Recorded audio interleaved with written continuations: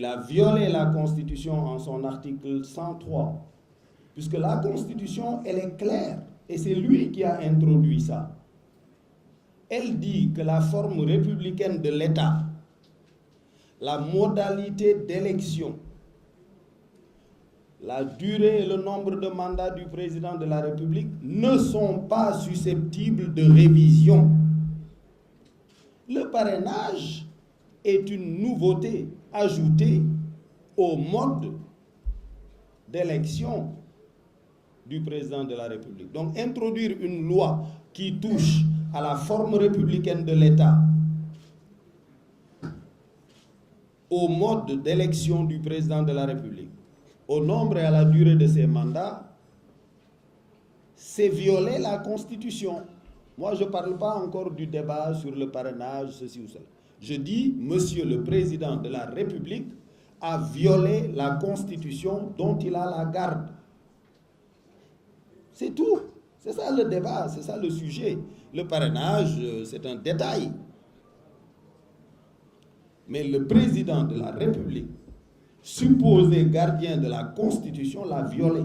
Si vous confiez votre fille à quelqu'un qui la viole, il n'est plus digne de vous diriger. Il n'est plus digne de confiance. Voilà ce que je dis, moi. C'est ça le sujet. La deuxième violation de la Constitution, c'est que l'alinéa 7 de l'article 103 dit de façon explicite que même cet article 103 qui garantit l'intangibilité à ces trois domaines, forme républicaine de l'État, mode d'élection du président, durée et nombre de ses mandats. Cet article 103 lui-même n'est pas susceptible de révision. C'est-à-dire l'article 103 se protège lui-même de la possibilité de révision. La troisième violation de la Constitution, c'est le refus au peuple sénégalais de marcher de façon pacifique. Les forces de l'ordre qu'il a utilisées pour empêcher de marcher auraient pu parfaitement encadrer la marche. Voilà, on a à la tête du Sénégal un triple violeur constitutionnel. C'est ça l'enjeu. Maintenant, est-ce que je vais faire des recours devant ces tribunaux ou devant l'Assemblée nationale, etc.? Non, je ne le ferai pas. Pourquoi?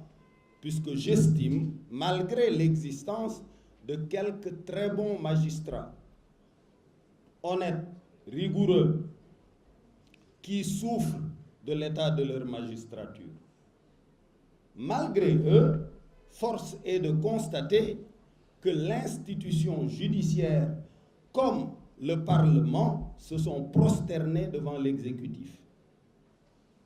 Du coup, ces deux pouvoirs-là ne sont plus dignes de ma confiance.